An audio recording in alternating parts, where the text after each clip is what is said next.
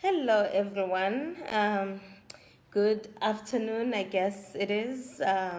Thank you so much for tuning in. I am pleased to have another opportunity for us to have a chat.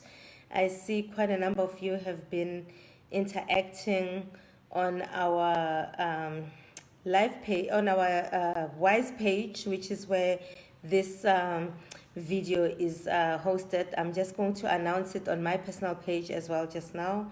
Bear with me for a second so we can get more people on. And also while I await Brenda's log in. So as soon as we see Brenda on the call, we will go ahead and start the session as well. So, okay. Hope you all have had a good voting holiday. I guess that's what it was.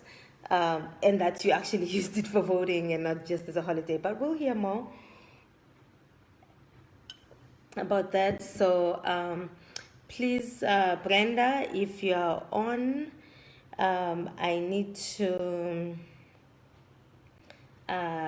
get you on camera. I've just tagged you so you can see what the video is. I know it's a little difficult now that we are not hosting this on our personal pages, but rather on the Wise page. It just really makes it easier for us to share with people who are not necessarily our friends, as opposed to limiting it on our pages and then ending up inviting people to our private pages that we otherwise would not necessarily want to have.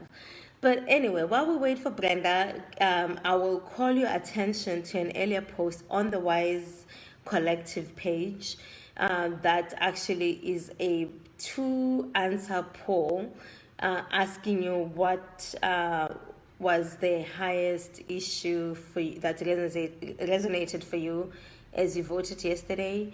Was it the service delivery issues, or was it women's rights issues? And quite a number of you have actually participated. But if you haven't had a chance, please go pull up that. I can also add the link of that here, of that particular post, so that you can participate in it, and we can hear your thoughts on what was most important for you. Hi, Candice, I see you. I'm still waiting for Brenda to get on the call. So if you are listening to this video and you are chatting with Brenda on WhatsApp or wherever, please let it go because we need for her to switch her camera on and log in here. I see Brenda is logging in other places.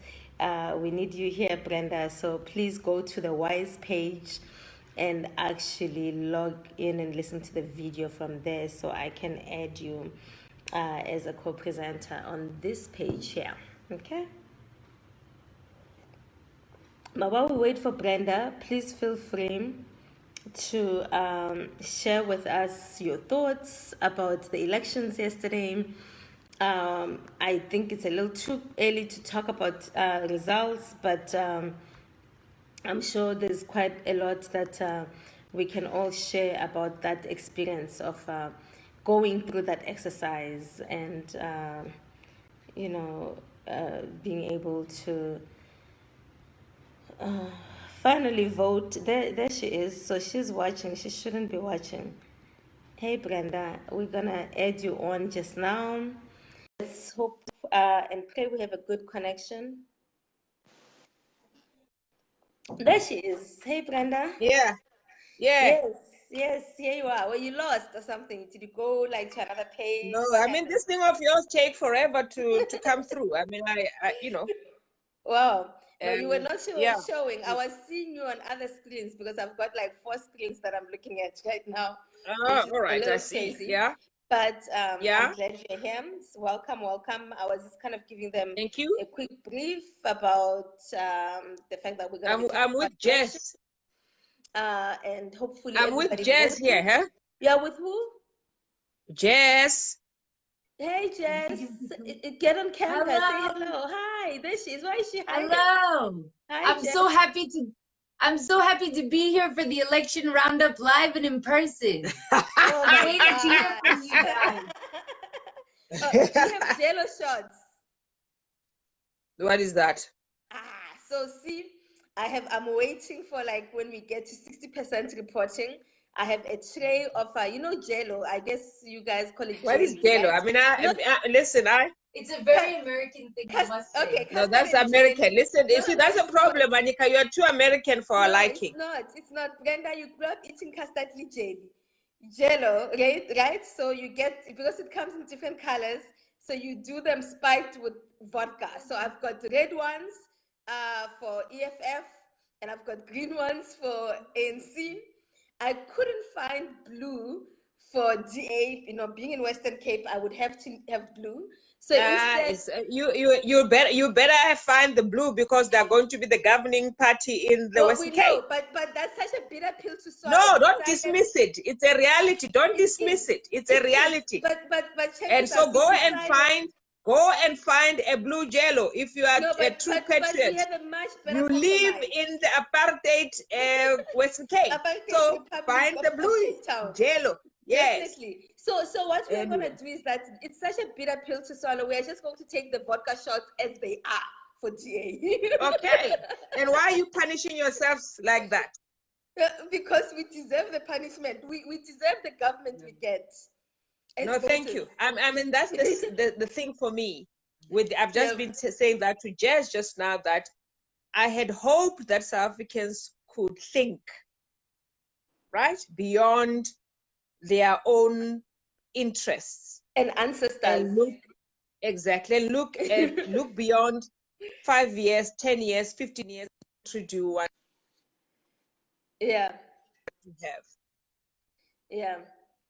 Well, Candice is still hoping for a miracle. Here we are. Candice is hoping for a miracle. Candice, we can't deal with miracles at this moment. This is reality check for us at the moment. And what does it mean for most of us as South Africans, what is coming out today and tomorrow? Well, we will take the raw vodka shots, no sweetener, no nothing, so that we can swallow our own bitter medicine on DA's victory. So that's that's where we are. Good luck.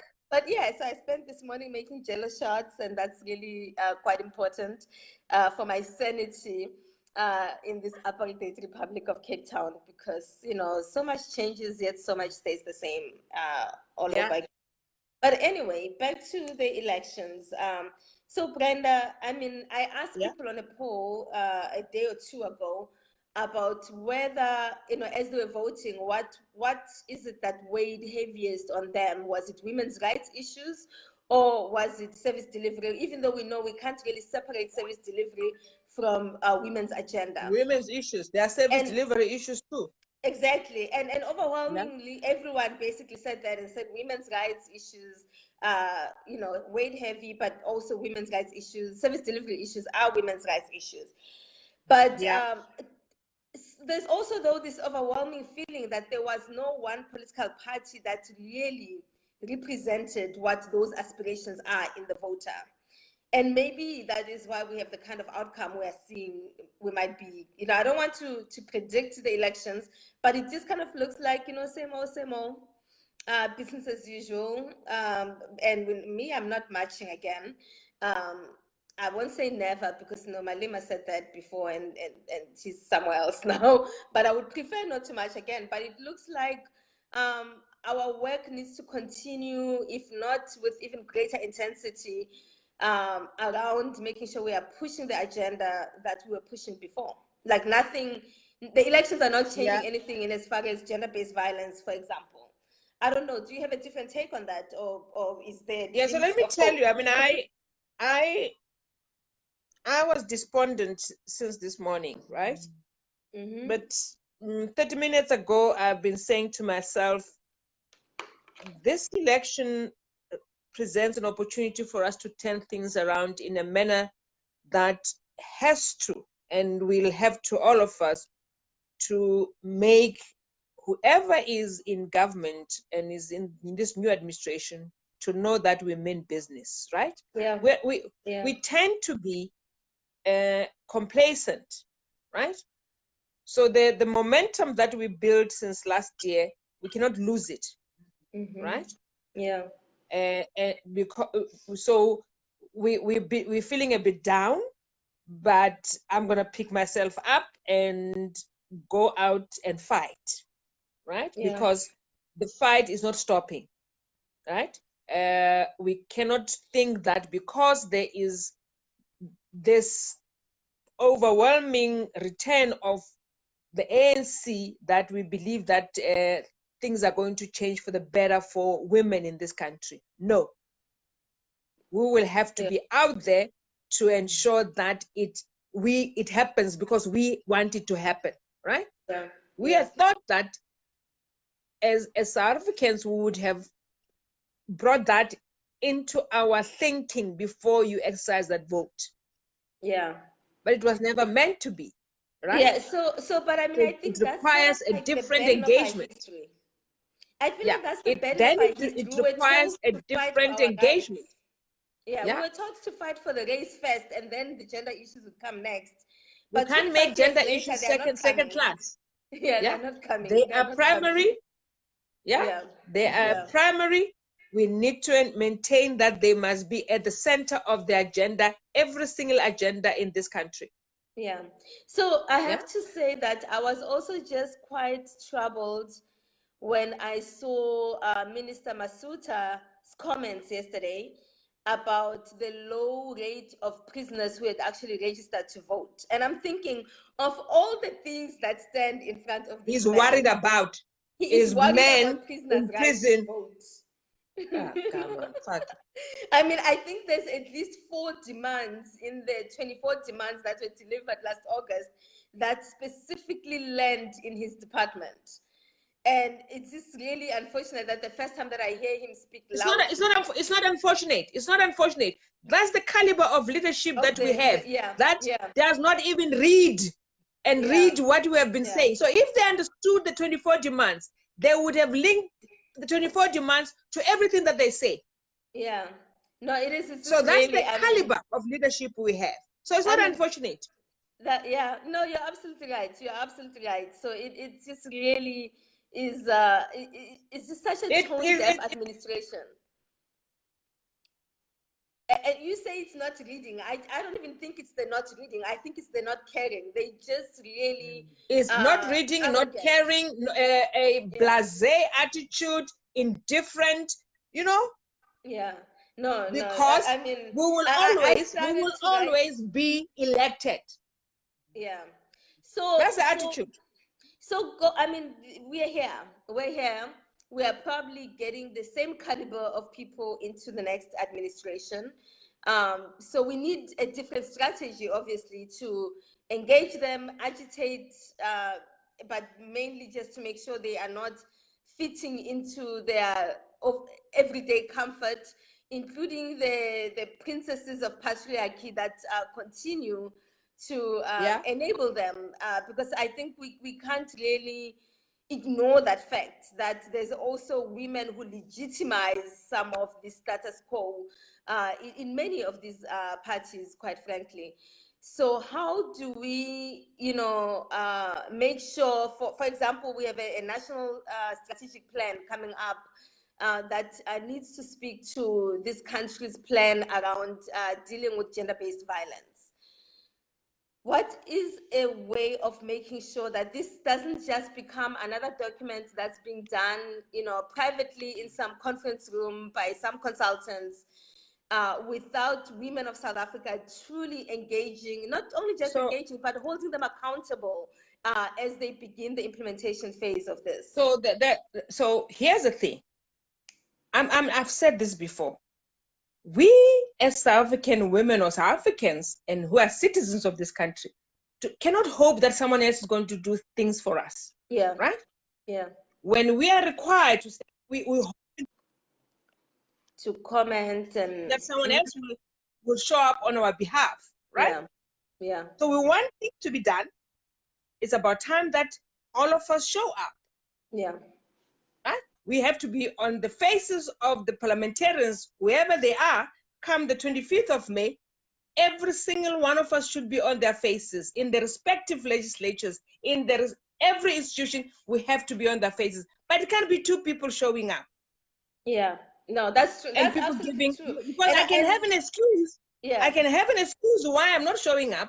It's my work, it's my children, it's my partner, it's my this. We can all have excuses. But it has to stop, because we're not going to change this country if all of us do not understand what is at stake. Yeah, yeah. So I mean, for me, it really starts with the inauguration. We put party first before we put the issues on the table. Yeah, yeah. I mean, it starts with the inauguration for me on the 25th, right? So I just find it to be just quite performative to be like, oh, we're going to take the inauguration to a stadium. But at what point do we stop being excited or excitable, basically, over these little overtures of, we're going to move to the township, we're going to use the township backdrop for, you know, this event. Meanwhile, you know, money is being spent on useless nonsense, on a party. Basically, I feel like our dreams, I've said this before, that our dreams and hopes are being sold for a piece of ass, a bribe pack, and booze. And it continues. I mean, when you look at how much even all of these parties spent on the after party from the events, the rallies that they had, you look at the videos from the after parties and all of that, it's like you realize that at the end of the day, that gets so much attention from a planning point of view. So how do we begin to change this business as usual way in which political parties operate, including the minority, by the way?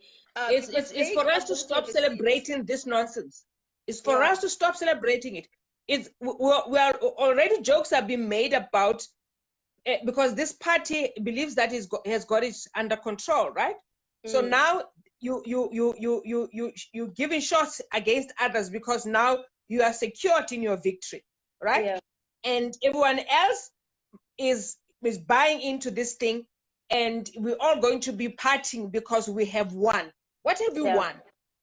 So what do you say to this? I see Candice is saying that at least we kind of know, with this government, we sort of know what we are getting, and perhaps what are we dealing with? It's a matter of refining our strategy. We're dealing with the same bullshit we were dealing with last year, if not worse. Yeah, it's the same bullshit that we're dealing with. You know, so what is it that we know what we are dealing with? We got them to this point. Yeah, that's so that people can confidently say that we know what we are dealing with. We got them to this point, right? So it also means that there's no quitting from this point. It means that no, we're not quitting. But I mean, for me, it cannot be that it's 5 people who keep on showing up. Yeah, no, that's. I'm sorry. I hear you. I hear you on that, and it's exhausting. You believe in the feminist work. You believe in changing the course of history, in getting more women to be everywhere and be affirmed, and there is equality and equity. And who do you expect it to do it for you? Yeah, tell me. So being willing to make those personal sacrifices to be able to. Well, what do you say to people who say, you know, it's a privilege to be able to do what you do? A privilege? Who's privileged? Well, you know, what is a privilege? You are able to take off and go to these things. No, right? I mean, no. But you assume that I'm able to take off. You don't know my life. Yeah, no, right? That's true. And but that's why we're able to label people and say they're privileged. Yeah. But you don't know the sacrifices that they have made, and you call it privilege. Yeah. No, but I mean, I think that's the reality of even the movement in general, and it's not just one movement; it's a collection of movements. It's usually the few people who do the work, and the few people who actually do the work also get a lot of backlash for doing the work. True. And the conversation has really truly centered around the fact that you are privileged, that you and I being able to sit here and do this video call on Facebook means that we are privileged because we have data. So I decide to use my time differently. Instead of me or my Range Rover, I decide to have a conversation that is educative and empowers all of us. And you judge me on the basis of that, and you call it privilege. But when you post on Instagram, doing what you're doing, you are not and your privileged because verbs and your words. Yeah. Yeah. You have your airtime. Why are you not using your airtime to educate, to create awareness, to to empower? So for me though, I feel like it's not as simple as that, and I feel like in many ways also It is as simple as that, Onika, because you keep on running away from the issues. No, I don't think. If you want to change, I if you think want that, to change the behavior no, it's of all of absolutely us, true. It's yeah. I know I hear you, but I feel like it's not that simple because first of all, it just really should not be, this conversation should not be the reason why within a movement we are not working together and moving forward. You know, so I feel the need to understand better what is it that prevents other people Okay, from. I've got better things to do with my time and I trying hear to you. understand why people No, say what they say. yeah, no. I hear Seriously, you, and I think, don't want to spend that time. absolutely I can expend my energies somewhere else. somewhere else. Yeah, no, and Yeah, we need that. as The simple reality as of that. it is that we need that. We need the people who are agitating. We need the people who are writing. We need the people who are being spicy, whatever. But ultimately, I think we need to be able to have a meeting point where we realize that this is what we all need to be doing in all the spaces we're in, True. instead of policing how each person is performing in their space. You know, I don't need Thank to be you. in certain spaces. I don't have the means to be in certain spaces. And some spaces Yeah. I may have the means, but I choose not to be in them. But how do we work in a way that respects each person's efforts and means in the space that they are occupying, as long as we all agree that we are advancing this feminist agenda, and the work that needs to be done, because the agenda alone is not just theory. And so we can theorize on social media all day long about what feminism is, what intersectionality is, and come up with all these terms and all this stuff. The reality of it is that people have to also do work on the ground, with those who are in leadership, with those who are not in leadership. But the work on the ground still has to happen. And it's unfortunate that I feel like sometimes we spend more time on these differences amongst us than on the bigger picture. That's why I don't want to spend even an ounce of energy on it, because that's how women's movements and women's organizations don't work, because we spend more time talking about the differences and talking about, instead of dealing with the substance of why we do the work that we do.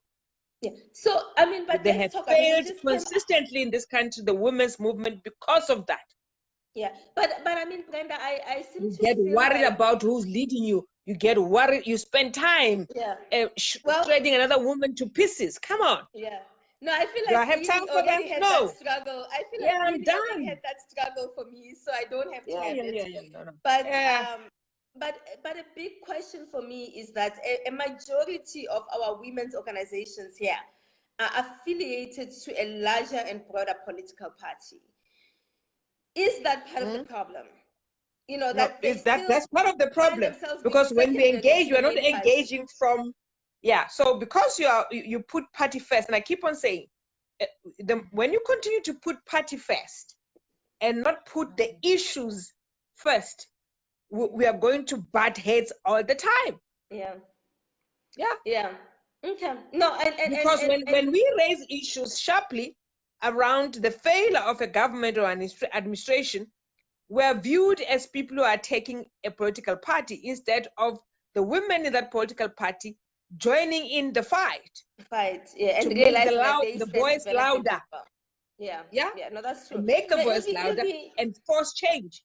Yeah, no, it'll be interesting to see. I mean, I keep hearing this whole 41% of cabinet members are women and and it's not trickling down to real empowerment, real transformation on an agenda that is feminist, and representative of the celebrated constitution that we supposedly have in as far as gender equality is concerned. So where do we go? I mean, but we did, Brenda, this time, for the first time, had a political party that was just all women, yes, all 48 of them, but all women. More than 48. I think they got like 1,000 votes so far. But we had the Women Forward Party that's not affiliated to any larger political party, that ran strictly as a feminist women's party. But True. of course, they did not enjoy the kind of support.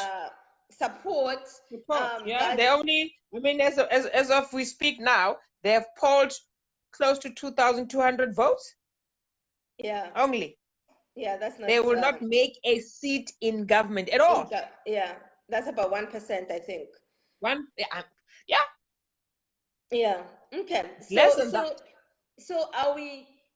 Is it an issue of we need to come together as women's movements outside of political parties to be able to get all the women across, or is it that South African women are just wedded to being part of a political party, and perhaps we need a political party to? I mean, the political party structure is problematic from a leadership point of view for me personally. Yeah. You know, but we can't continue. It's madness to continue like this and expect something different. Not true. So, because all of us are heavily reliant on political system, that's why we think our answers can only come out of a political system. That's not the case. Can we move away from placing all our hopes on a political system? Yeah. Yes. So we need to work on ourselves. I mean, I said to Jess, I just want South Africans to think. Yeah. So I mean, but that requires imagining a different type of a world. Yeah, no, definitely, because I mean, even our own political system is quite unsatisfactory. It kind of leaves you feeling unrepresented unless you are really one of those very staunch political members, party members, who is very active and quite right. So if you are just kind of like an independent and just voting for whoever, you still don't feel like you are part of this. You don't feel like you belong. No, yeah, you don't feel like you belong. Yeah, absolutely not. So part of the issue, I think, for me is that even the system itself has to change, which is strictly based on us voting for political party, because it leaves so many homeless people, you know, politically. Recognized in the work that we have been doing in the last 8 months or so. We then need to be in the forefront of advocating for the change in that political system. Yeah. Right? Yeah. And we also maybe have to better. So we need to have empirical evidence to show that this political system has failed to serve us. So I will say that let's engage on that. Don't ignore it. Yeah. No, I mean, I feel like also what I've observed is that a lot of the other changes that have come about in the last, I would say 5 to 10 years have predominantly been through the courts, which may not necessarily be the most ideal, but perhaps it is time that we consider taking our issues to the courts as well. There's more, and we should do that. So it's not just a threat. From women. So we know, so now that we know what we have now, in a day or two, it will be confirmed, is for us now to have 2-3 test cases and move. That's going to force and have a huge impact. Yeah. Exactly. No, I mean, this government is quite stubborn. It feels like the time that they move is when the courts insist, they like losing in court and then making the change. And it seems like we may have to also get smart and realize that that's perhaps the way to go. No, we are smart. Yeah, we are, hey? Yeah. Because otherwise... So we don't think we are smart. We know that we are smart. So we are going to do things differently within this window of opportunity that we have. Come 1st of August, we should have had 3 cases running in the high courts. Yeah, okay. And we have 3 months to go. I don't see any questions. I see a few comments. I see Sips is talking about wearing a t-shirt. Oh, okay. What you want to talk? You want to bring politics, Sibs? I see. Someone is wearing a t-shirt. Yes, I'm wearing a t-shirt. You know, I don't wear t-shirts in public, so I'm in my home. So technically, I'm not in public. But I know Brenda that's shade. You know, technically, I'm not in public. I'll have a good laugh over that. Yes. But yes, so let's talk about it. Brenda, what did you wear to the polls yesterday? Did you particularly dress up or? I wore my. I was walking. I was gonna walk after voting, so I wore my gym stuff so that I can walk. In fact, I should have worn a TTS T-shirt just to walk around it. You know, scare white people there. Okay. Well, I had to because you know. I think we were the only black people in our little area during that time when we had gone to vote. Yeah, but what do you expect? No, maybe I should have gone to Langa or Bugule too, or something like that. Thoughts in terms of what I was going to wear, precisely because of that. I didn't even think about it. To while we were in the queue to teach Dolly the Tula Caesar song, just for control. Just for control. That's why you never get the land. You're still singing Tula Caesar. No, we are going to get the land. You're not getting the land. You didn't vote for anyone else. I mean, the party that won, the land is not. Nothing is happening with the land. So please stay put. Even the Wi-Fi in my house has already declared. It's called Bring Back the Land. And I think I'm going to change it after the elections and say we are coming for the land. But you know, so I had a run-in this morning with Auntie Zil. I don't know if you've been on Twitter, but she's I haven't been on Twitter. Telling us, asking us, you know, what are we gonna do with the land? Like, what do we know to do with the land? Are we gonna produce food, whatever? So while that might be actually a really good question to ask, I don't want to answer that question from Auntie Zil.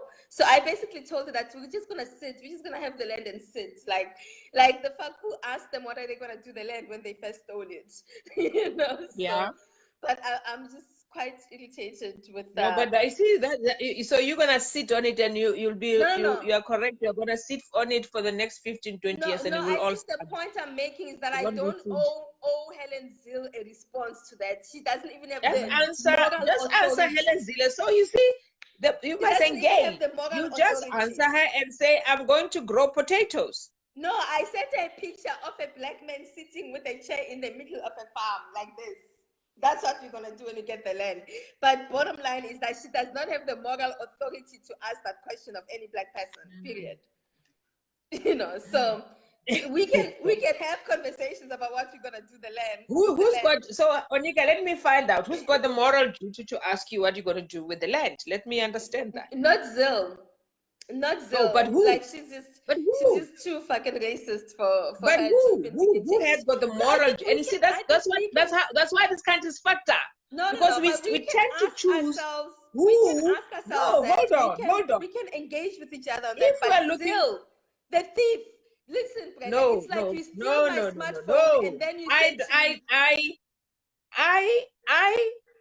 if I want this country to produce the results and the change that we're looking for, there has to be some level of maturity from all of us. Exactly, but not Zil. Like you can't give maturity. Why can't it be her? No, but it cannot. Let me tell you why. Let me tell you why it can't be her. First of all, because her racism is not matured to start with. So I don't even want to invest on making it a teachable moment.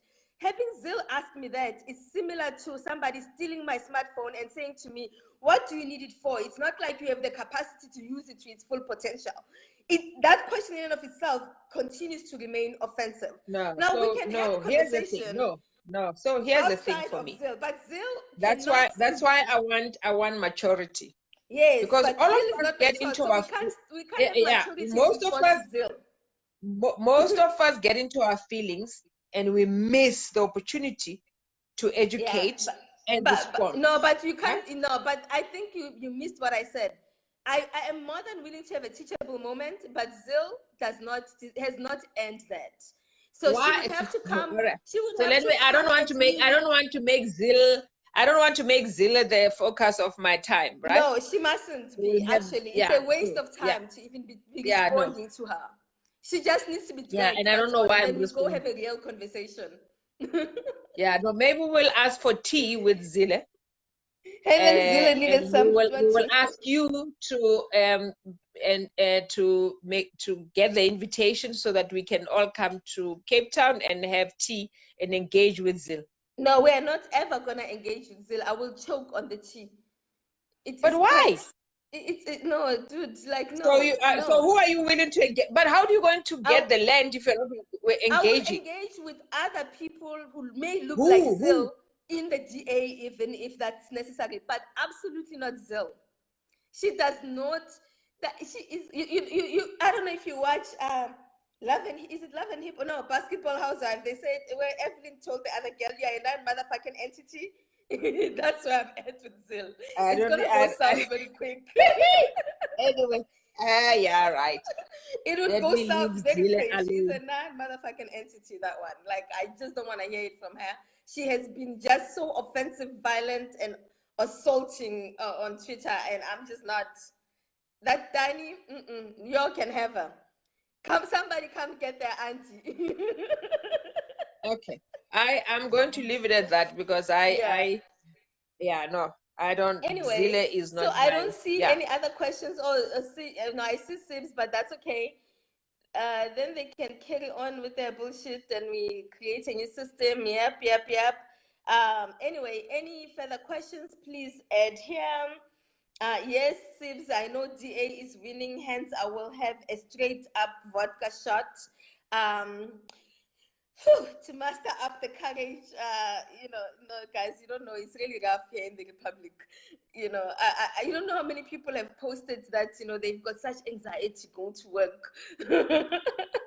and by the way, those may be people who didn't vote who actually went to vote and did the right thing. So the other thing that we have to recognize is that the majority democracy system also means that there are losers there, and losers being also some of the people who make an attempt at doing the right thing but just don't have the numbers yet. So we just have to work harder and knock on more doors to make sure that we finally at least get to move forward the agenda that we are interested in moving forward. Very true. So Very true. Okay, Brenda, so are you celebrating for your Gauteng? What's happening with Gauteng? No, I'm not celebrating. I'm going to be home.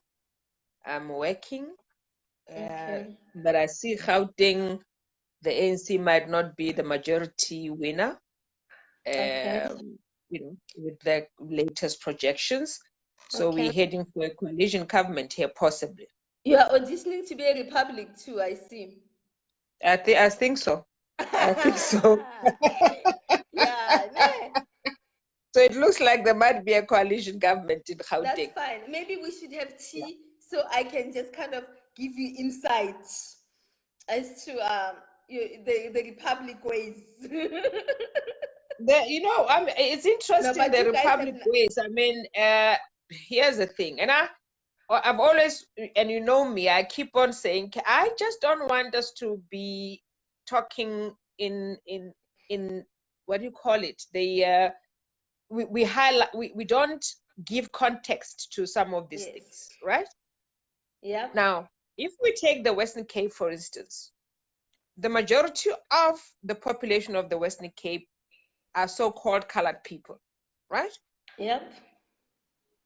And the whole apartheid spatial planning played a key role in how Western Cape gets developed, right? Yeah. The majority of Africans who came to the Western Cape came from the Eastern Cape, in their numbers. Now, we in 25 years, when a new democracy was ushered in, we found that situation obtaining in the Western Cape, right? Right? We had an opportunity to turn it around. To make the change. However, we did not. Right? We did not. And that's why it are still pisses me off. Yeah, it pisses me off when we it's so easy to say our people in the townships, right? Yeah. Our people in the township, we rush for them to give them our votes because we think it's okay for them to be living in those conditions. Right? Yeah. So we did nothing. It makes us feel good to continue to say our people in the townships. People in the township, yeah. Yeah. No, it's absolutely true. But I think that, Brenda, there's also a generational shift here, right? So a majority of those people who did nothing are the ones who I've been saying really just need to retire. I don't care that Naledi Pando got a PhD. Can she please bloody retire? She's old. And her entire class. And a lady can go and teach. Actually, I think the PhD is can they just perfect. all just She can go and they teach have at not Stellenbosch. served as well. You know, No, she's no, maybe a better minister than some of the other ones, but it's like a race to the bottom. We're gonna be like, oh, you are not as worse as the other one. Come on now, you know, can they just please clear the deck?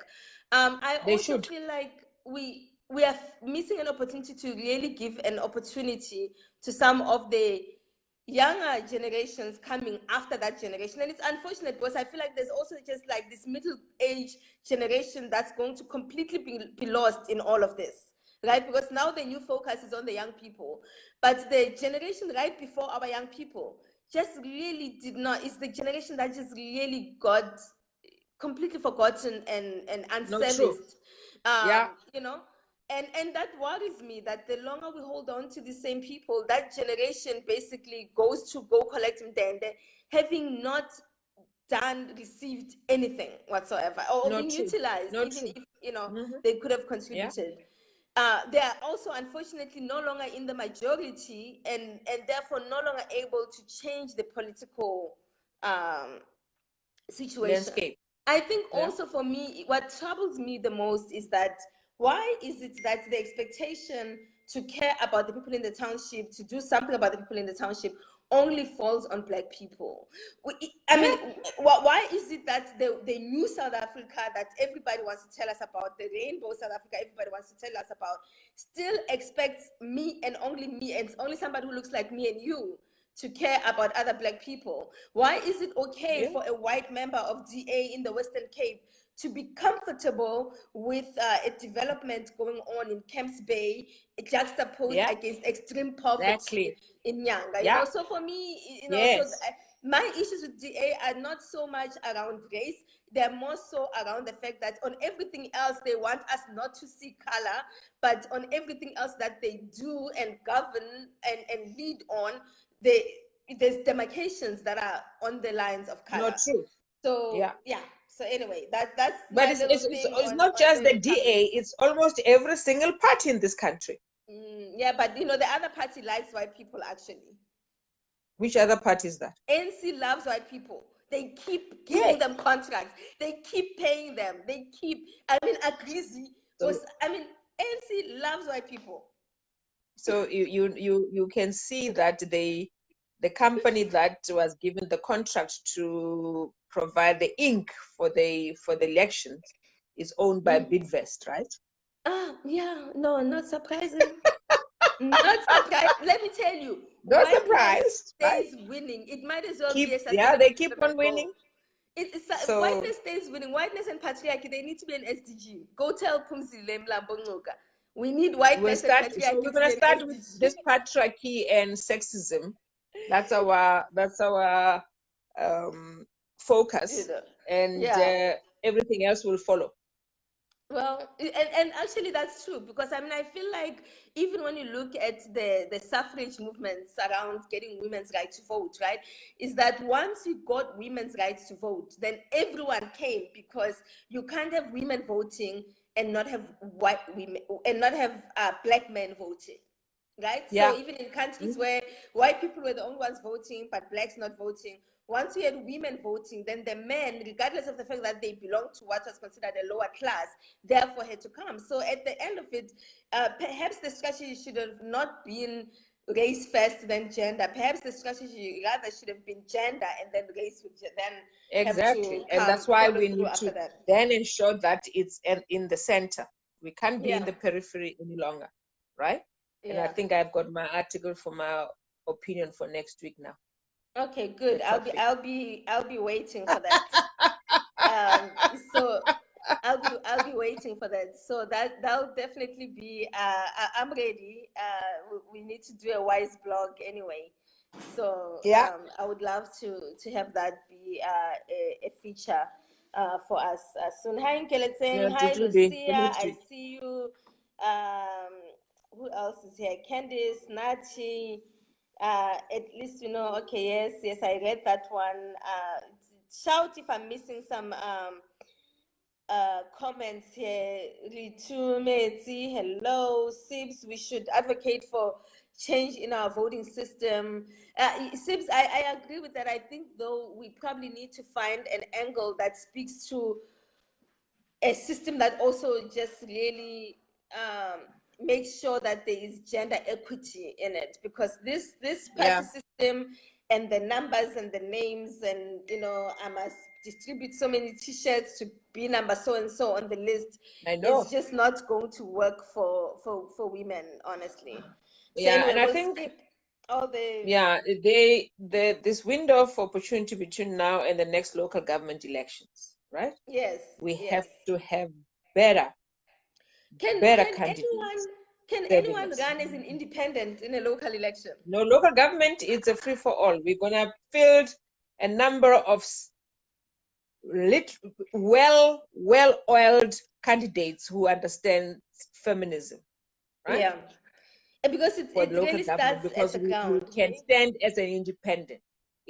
Local government allows you to be in touch and in tune with the constituency and the electorate, so you can engage at a ward level. Doesn't take much. It doesn't take a lot of resources to do so.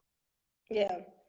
So I mean, Right? and I think it's a great opportunity to kind of get people over this, what they are calling the voter apathy, and being despondent. Exactly. Because And we need to target those areas where there is that, not just voter apathy, but where people still think that if they not vote for one particular political party, then their lives are over. Is to show and demonstrate to others that there are other opportunities that are viable, and life still goes on. Yeah, and I mean, for me also, I don't want to lose the aspect of the fact that for those who are in office now, there's still many opportunities for us to continue to hold them accountable and keep them honest. And we need to use all of those avenues, because like we've always said, once the president is elected, he's not the president of the ANC, he's the president of the country. No, but we are reminded, we have to need to push back. remind them every day. We need to push back. When every time they say, we built you RDP houses, we gave you grants, it's not it's coming out of us as the taxpayer. Exactly. It's a government that is representative of the 56 million, not 4,000 members of a political party. We need to push back on such narratives. It distorts, right? It confuses, right? And it's actually, I mean, there's definitely delivering huge disinformation. No, there's definitely a lot of conflation between party and government. And this is what we're going to do. If you are going to address a government meeting, you're not going to come with your party regalia. Yes. We as citizens, when that happens, we should walk away. Yeah. No, that's true. That's true. Yeah. And I think that we are the kind of democracy that is reaching that maturity level where these tensions are necessary in order for us to grow to the next level of accountability, especially when it comes to the elected government.